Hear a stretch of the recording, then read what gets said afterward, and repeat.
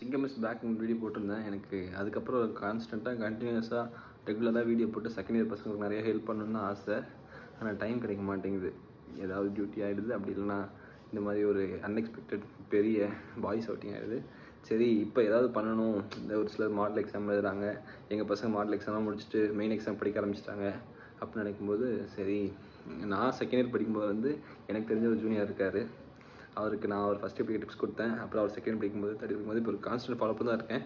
இப்போ அவர் பண்ணுறதெல்லாம் ரொம்ப பிடிச்சிருக்கு. அவர் வந்து நிறைய மெச்சூர் ஆகிருக்கார் ஆக்சுவலாக படிக்கிற விஷயத்தில். ஸோ பில்டப்லாம் தரல, உண்மையாகவே நான் அதெல்லாம் ஃபீல் பண்ணுறேன். அதனால் என்னோடய ஜூனியர்கிட்ட என் ஜூனியரும் நானும் சேர்ந்து இந்த வீடியோவில் பேச போகிறோம். அவர் வந்து மோஸ்ட் ஆஃப் த மை கொஷின்ஸ்க்கு ஆன்சர் பண்ணுவார். எப்படி வந்து ப்ரிப்பேர் பண்ணலாம் அப்படின்னு சொல்லிட்டு கரெக்ஷன் இருந்தால் நான் பண்ணுறேன். Okay, have a good day, good morning. ஆனால் வெற்றியை எவ்வளோ கஷ்டப்பட்டு எல்லாத்தையும் ரூம்லாம் சாத்தி ஃபேன்லாம் ஆஃப் பண்ணி வீடியோ எடுத்தோம். ஆனாலும் we can't avoid the background noises. Okay, நான் கேட்டு பார்த்தேன், நல்லா தான் இருக்குது. ஹெட்ஃபோனில் கேட்டிங்கன்னா கண்டிப்பாக உங்களுக்கு எல்லாமே புரியும். அப்படி புரியலாலுமே you can reach out. Okay, full video பாருங்கள், யூஸ்ஃபுல்லாக இருக்கும் கண்டிப்பாக. வரைக்கும் இந்த சேர்ந்து வீடியோ பண்ணுறதெல்லாம் பற்றி யோசிச்சதே கிடையாது. ஆனால் பார்த்துருக்கேன், நிறைய பெரிய பெரிய ஆட்கள் வந்து சேர்ந்து பண்ணுவாங்க. அனுஜ் பாட்டிலும் அந்த ப்ளூ ரிப்போர்ட்டும் சேர்ந்து ஒரு ஷார்ட்ஸ் பார்த்துருந்தேன். ஓகே, அந்த மாதிரிலாம் இது பெருசாக எக்ஸ்பெக்ட் பண்ண தேவையில்ல.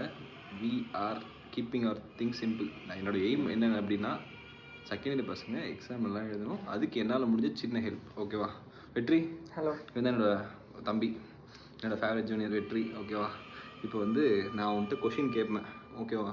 நீ ஆன்சர் பண்ணணும். ஓகே ஓகே, சப்ஜெக்ட் சம்மந்தமாக கிடையாது. கண்டிப்பாக அப்படி கேட்டால் உன்னை அழ வச்சிருவேன். அது வேணாம். ப்ரிப்பரேஷன் சம்மந்தமாக மட்டும்தான். ஓகேவா? உன் செகண்ட் இயர் பற்றி சொல்லு. என்னோட செகண்ட் இயர் எப்படின்னா, ஸ்டார்டிங்கில் நான் ரொம்ப கொஞ்சம் இங்கே பார்த்து பேசு. இன்டிசிப்ளின்டாக இருந்துட்டு டிபார்ட்மெண்ட்லாம் பிரச்சனைலாம் பண்ணிவிட்டு அதுக்கப்புறம் தான் ஒரு ஃபேஸ் வந்துச்சு. சரி, நம்ம வந்து இந்த லாஸ்ட் ரெஸ்பெக்டை வந்துட்டு நம்ம வந்து படித்து தான் நம்ம வந்து திருப்பி கிடைக்க முடியும் அப்படின்னு சொல்லிட்டு ஒரு மிட் செஷனில் தான் நான் படிக்கவே ஸ்டார்ட் பண்ணேன். எனக்கு வந்து நைட் ஸ்டடி ரொம்ப பிடிக்கும். ஒரு சிலருக்கு வந்து early மார்னிங் ஸ்டடி பிடிக்கும். ஸோ நீங்கள் ஃபஸ்ட்டு வந்து எப்படி ஸ்டடி பண்ணுறீங்க முடிவு பண்ணுங்க. ஏன்னா எஸ்பெஷலி லாஸ்ட் 1 மந்த் இருக்கிற டைம்லலாம் இதெல்லாம் ஃபிகர் அவுட்லாம் பண்ணி முடிச்சிருக்கணும். நீங்கள் வந்துட்டு ஒரு நல்ல ஒரு ஃபேஸில் இருக்கணும். ஸோ ஆஸ் யூஷுவல் எல்லோரும் சொன்னதான் நான் சொல்கிறேன். Planning is very important. உங்களுடைய ப்ளூ பிரிண்ட், உங்களுடைய கொஷின் பேங்க் ரெண்டுத்தையும் வச்சு ப்ராப்பராக பிளான் பண்ணிக்கோங்க. பிளான் பண்ணிவிட்டு உங்களுக்கு இருக்கிற டைமை கரெக்டாக மேனேஜ் பண்ணிக்கோங்க. நான் வந்து கேட்டது சிம்பிளான கொஷின், உன் செகண்ட் எப்படின்னு சொல்லிட்டு. ஆனால் அதுக்கே தம்பி எலாபரேட்டாக எக்ஸ்பிளைன் பண்ணியிருக்காரு. ரொம்ப நன்றி இந்த கொஷினுக்கு. அதாவது தம்பி சொன்னது கரெக்டான விஷயந்தான். ஆனால் இங்கே வந்து நம்மளால் எதுவும் ஸ்டார்ட் பண்ண முடியாது. நீங்கள் எந்த ஃப்ளோவில் இருக்கீங்களோ அந்த ஃப்ளோ தான். ஆனால் வந்து பி டிசிப்ளின். நீ நைட்டு படிக்கிறவனா தான் நைட்டே படி, பகலை படிக்கிறதா பகலே படி. நான் மாற்ற போகிறேன், முன்னேற்ற போகிறேன் அப்படின்னா எதுவும் மாறாது, எதுவுமே முன்னேறாது. ஸோ அதில் வந்து கால் வந்தனால இந்த வீடியோ கட் ஆயிடுச்சு. ஸோ எங்கே பேசுன்னு எனக்கே தெரில. ஓகே விடுங்க. இப்போ வந்து 3 சப்ஜெக்டில் எது வெற்றி கஷ்டம் நீ ஃபீல் பண்ணுறேன்? என்னை பொறுத்த வரைக்கும் I felt micro was tough. ஒரு சில சப்ஜெக்ட் இது வந்து என்கிட்ட சொல்லிட்டு தான் இருக்கீங்க மைக்ரோ டஃப்பாக இருக்கும். பட் உண்மையிலேயே எது டஃப்னா ஃபார்ம் ஆஃப் த டஃப். ஏன் ஃபார்ம் ஆஃப் டஃப்? நிறைய மெமரைஸ் பண்ணணும். ஐ மீன் நிறைய இல்லை, கரெக்டாக மெமரியில் வச்சுக்கணும். கன்ஃபியூஷன் இருக்கக்கூடாது. இல்லை, மெமரி வந்து நல்லா டெஸ்ட் பண்ணணும் சப்ஜெக்டை. என்னை பொறுத்த வரைக்கும் நான் வந்து பேத்தாலஜி தான் டஃப்னு சொல்லுவேன். அது மோஸ்ட் ஆஃப் த பீப்புள் பேத் தான் டஃப்னு சொல்லுவாங்க. ஏன்னா சிஸ்டமிக் பேத்துன்னு செகண்ட் பேப்பர் போது ரொம்ப பெருசாக இருக்கும் ஆக்சுவலாக. ஸோ நிறைய படிக்க வேண்டியதாக இருக்கும், நிறைய ஞாபகம் வச்சுக்க வேண்டியதாக இருக்கும். எந்த ஆஸ்பெக்டில் இருந்தாலும் சரி, எஸ்ஏ ஏதாவது வித்தியாசமாக கேட்டுருவாங்க. ஸோ கொஞ்சம் நான் வந்து பேத் தான் டஃப்னு சொல்லுவேன். மைக்ரோ டஃப்னு சொல்கிறவங்களுக்கு ஈஸியான ஒரே விஷயம் தான் இருக்குது. ஜஸ்ட் அந்த எந்த கொஷின் எடுத்தாலுமே சரி, இன்வெஸ்டிகேஷன் பாக்ஸ் இருக்கும், அப்புறம் சாஸ்திரி அதை மட்டும் படிங்க. எல்லா கொஷினுக்குமே வந்து அந்த பாக்ஸை மட்டும் படித்தா போதும். நீங்கள் வந்து ஒரு கொஷின் ஸ்கிப் பண்ண போகிறீங்க அப்படின்னாலுமே அந்த கொஷினோட அந்த பாக்ஸ் மட்டும் படிச்சுட்டு போனீங்கன்னா, இஃப் இன் எக்ஸாம்ஸ் அந்த கொஷின் கேட்டால் அந்த பாக்ஸ் வச்சு நீங்கள் மேனேஜ் போயிடலாம். அவங்களுக்கு முக்கியமே இன்வெஸ்டிகேஷன்ஸ் தான். மைக்ரோபயாலஜிக்கலாக என்னென்ன இன்வெஸ்டிகேஷன் பண்ணுறோம் அப்படின்றது தான் முக்கியமாக இருக்கும். மிச்சம் எல்லாம் அப்படி இப்படின்னு நம்ம பிளாபர் பண்ணாலும். ஸோ 5 மார்க்கில் வந்து 2 or 3 கொஸ்டின்ஸ் வந்து right the lab investigations for this disease அப்படியே கேட்டுருவாங்க. ஸோ அதுக்கு வந்து இந்த பாக்ஸ் படிக்கிறது ரொம்ப ரொம்ப யூஸ்ஃபுல்லாக இருக்கும். தம்பி மாதிரி ஃபார்மகாலஜி டஃப்னு சொல்கிறவங்களுக்குலாம் வந்து கிளாஸிஃபிகேஷன் மெமரைஸ் பண்ணால் போதும். நான் நேரில் பார்த்த ஜூனியர்ஸ் எல்லாருக்குமே நிறைய சொல்லிட்டு அதை பற்றி லாஸ்ட் டைம் வந்து இந்த வீடியோவில் சொல்கிறேன். அந்த கிளாஸிஃபிகேஷன் எந்த எஸ்ஐ கேட்டாலுமே சரி, ஃபஸ்ட்டு பார்ட் கிளாஸிஃபிகேஷன் தான். அதுக்கு 5 மார்க்ஸ் இருக்கும். நீங்கள் நல்லா எழுதிட்டீங்க அப்படின்னா அந்த 5 மார்க்கோடு சேர்த்து உள்ள இதுக்கெல்லாம் படிக்காமல் ஒரு 8 மார்க்ஸ் 9 மார்க்ஸ் வந்து கிளாஸிஃபிகேஷன் நீங்கள் ஸ்கோர் பண்ணிடலாம். அதுக்கப்புறம் 5 மார்க்லேயுமே ஏதாவது ஒரு கிளாஸிஃபிகேஷன் கேட்டுருவாங்க. கிளாசிஃபை ஆன்டிசைக்கடிக் ட்ரக்ஸ்னு கேட்டுடலாம். எஸ்ஏல மிஸ் ஆகிற கொஷினோட சாப்டர் வந்து 5 மார்க்கில் கிளாசிஃபை த ட்ரக்னு கேட்கலாம். ஓகேவா? அதுக்கு மேலே 2 மார்க்லையுமே சரி ஏதாவது ஒரு ட்ரக் கொடுத்துருவாங்க. லெவிபில் அப்படின்னு கேட்டால் கிளாசிஃபிகேஷன் தான் போதும். ஃபஸ்ட்டு வந்து எந்த கிளாசிஃபிகேஷன் வரும்ன்றது ஒரு பாயிண்டாக எழுதிடலாம். இட் இஸ் அன் ஆன்டி எபிலிக் ட்ரக்னு சொல்லிட்டு. அதுக்கப்புறம் வந்து இது ஒரு நியூ ஜென்ரேஷன் ட்ரக்ஸ். அடுத்து சப் கிளாசிஃபிகேஷன் பற்றி அதை வச்சு எழுதலாம். யூசஸில் சீஷஸ் யூஸ் பண்ணலாம்னா சைட் எஃபெக்ட்ஸில் நாசி வாமிட்டிங் அதெல்லாம் 2 மார்க் கொஸ்டினுக்கு 1 to 1.5 மார்க்ஸ் எடுத்துடலாம். ஸோ அப்புறம் 1 மார்க் வந்தாலுமே சரி. நான் போன வருஷம் மாடலில் எங்கள் காலேஜில் what is the third generation cephalosporin கேட்டிருந்தாங்க. ரீமாடலில் வந்து what is the fourth generation cephalosporin கேட்டிருந்தாங்க. இது ரெண்டுமே கிளாசிஃபிகேஷன் தான் டேக்கிள் பண்ணிடலாம். ஸோ மொத்த ஃபார்மா காலேஜையுமே கிளாசிஃபிகேஷன் டேக்கிள் பண்ணான்றது தான் ஐடியா. நானும் அப்படி தான் பண்ணேன். சரியா? So micro and pharm are relatively easy from my side. அதை விட்டு நீ ஒத்துக்கிறியா? கரெக்ட் தான். ஒரு பாயிண்ட் ஆஃப் வியூ கரெக்ட். ஒரு பாயிண்ட், இன்னொரு பாயிண்ட் ஆஃப் வியூ என்னது? அது என்னோட பாயிண்ட் ஆஃப் வியூ. சரி சரி சரி ஓகே. அதுக்கப்புறம் இப்போ ஷெட்யூல் எப்படி பண்ணோம் வெற்றி? ஷெட்யூல் டெஃபினட்டாக 23rd எக்ஸாம்ன்றப்போ ஒரு 22க்குள்ளே நீங்கள் வந்து கம்ப்ளீட் பண்ணிடுங்க. அந்த மாதிரி பார்த்துக்கோங்க. ஸோ 22ல் விஷயம் இன்டர் பண்ணியிருந்தேன். இது வந்து எனக்கு ஆப்வியஸாக நான் ஒத்துக்க மாட்டேன். இன்றைக்கி டேட் நட வெற்றி 28 இன்னைக்கு 28னா அடுத்த மாதம் 20க்குள்ளே இல்லை 18க்குள்ளே ஃபுல்லாக முடிச்சிடணும்.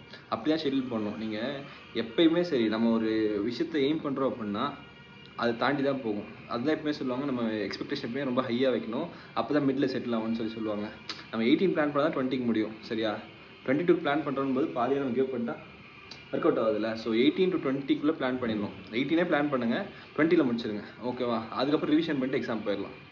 இன்னும் வந்து நீங்கள் ஆல்ரெடி கொஞ்சம் நல்லா படிச்சிருந்தீங்க, ரெகுலராக படிச்சிங்க அப்படின்னா நீங்கள் 15K பிளான் பண்ணிடுங்க. 15K பிளான் பண்ணிட்டு 1 day or 2 day எடுத்து ஒரு சப்ஜெக்ட் ரிவிஷன் பண்ணிட்டு வந்துங்க. ஃபஸ்ட்டு ஃபார்மகாலஜி, அப்புறம் பேத்தாலஜி, லாஸ்ட்டில் மைக்கில் ரிவிஷன் முடிச்சு எக்ஸாம் எழுதலாம். என்ன வெற்றி? கரெக்டு தானே? கரெக்டு தான். வீடியோவெல்லாம் முடிஞ்சதுக்கப்புறம் தான் எனக்கே ஞாபகம் வந்துச்சு. இது எல்லாருமே கேட்குற கொஷின் தான். செகண்ட் இயர்ஸ்லேயே ஒரு சில கேட்டிருக்காங்க. ஆனால் தேர்ட் இயர்ஸ் வந்து அதிகமாக கேட்குறது, ஃபைனல் இயர்ஸ் ரொம்ப அதிகமாக கேட்குற கொஷின் என்ன கொஷின் தெரியுமா வெற்றி? என்ன தெரியுமா? எக்ஸாம் வந்து எனக்கு டேட் அலர்ட் ஆயிடுச்சு.